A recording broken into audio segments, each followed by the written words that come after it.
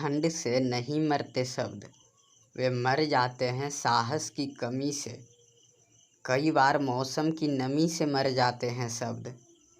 मुझे एक बार एक खूब लाल पक्षी जैसा शब्द मिल गया गांव के कछार में। मैं उसे ले आया घर पर। ज्यों ही वह पहुंचा चौखट के पास, उसने मुझे एक बार एक अजब सी कातर दृष्टि से देखा और तोड़ दिया दम। तब से मैं डरने लगा शब्दों से। मिलने पर अक्सर काट लेता था कन्नी, कई बार मूंद लेता था आँख, जब देखता था कोई चटक रंगों वाला रोएदार शब्द बढ़ा आ रहा है मेरी ओर। फिर धीरे धीरे इस खेल में मुझे मज़ा आने लगा।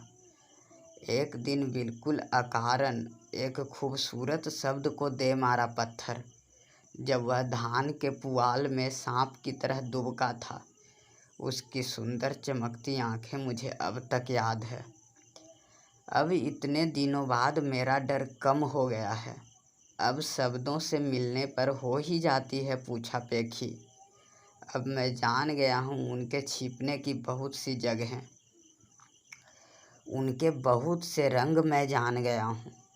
मसलन मैं जान गया हूँ कि सबसे सरल शब्द वे होते हैं जो होते हैं सबसे काले और कत्थई, सबसे जोखिम भरे हुए जो हल्के पीले और गुलाबी होते हैं, जिन्हें हम बचा कर रखते हैं अपने सबसे भारी और दुखद क्षणों के लिए। अक्सर वही ठीक मौके पर लगने लगते हैं अश्लील। अब इसका क्या करूं कि जो किसी काम के नहीं होते, ऐसे बदरंग और कूड़े पर फेंके हुए शब्द अपनी संकट की घड़ियों में मुझे लगे हैं सबसे भरोसे के काबिल। अभी कल की बात है, अंधेरी सड़क पर मुझे घेर लिया 5-7 स्वस्थ और सुंदर शब्दों ने। उनके चेहरे ढके हुए थे, पर उनके हाथों में कोई तेज और धारदार सी चीज़ थी जो चमक रही थी बुरी तरह। अपनी तो भूल गई सिट्टी पिट्टी। पसीने से तर मैं कुछ देर खड़ा रहा उनके सामने अवाक। फिर मैं भागा।